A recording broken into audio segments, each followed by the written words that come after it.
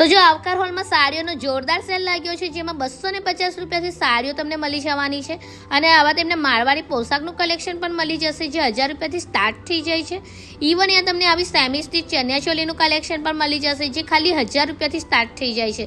તો જો તમારા બધાના હાઈ ડિમાન્ડથી જે સેલ 9 તારીખ સુધીને રહેવાનો હતો, જે હવે એક્સટેન્ડ થઈને 14 તારીખ સુધીને કન્ટિન્યુ રહેશે અને તમે જોઈ શકો છો ખાલી ભીડ એટલું સારું કલેક્શન છે, તો ઓબ્વિયસલી કે ભીડ થવાનું તો બને જ છે. તો અહીંયા તમને કલેક્શનની વાત કરું તો તમને અહીંયા પ્યોર મારવાળા પોશાક મળી જશે, પછી હાફ પ્યોર મારવાળા પોશાકનું કલેક્શન છે.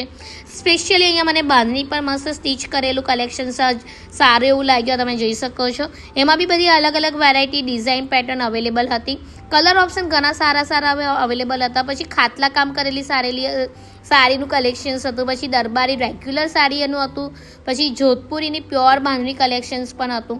અને અહીંયા તમને જ્વેલરીનું કલેક્શન સિરિયસલી કહું, રાજપૂતની જ્વેલરીનું કલેક્શન યાર બહુ જ મસ્ત હતું અને એકદમ રેટ વાઇઝ બી એકદમ અફોર્ડેબલ હતું. તો જો તમે બેંગલ્સના યુનિક કલેક્શન્સના શોખીન હોવ ને તો અહીંયા જઈ શકો છો.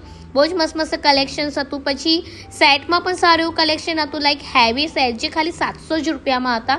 પછી આવા ટાઈપની ડ્રિંક્સ છે, પછી જો આવા ટાઈપના બાજુબંધ રાજપૂતના એકદમ ફેમસ. તો એક વખત જતા આવજો, સેલ પૂરો થાય એ પહેલાં. બાય.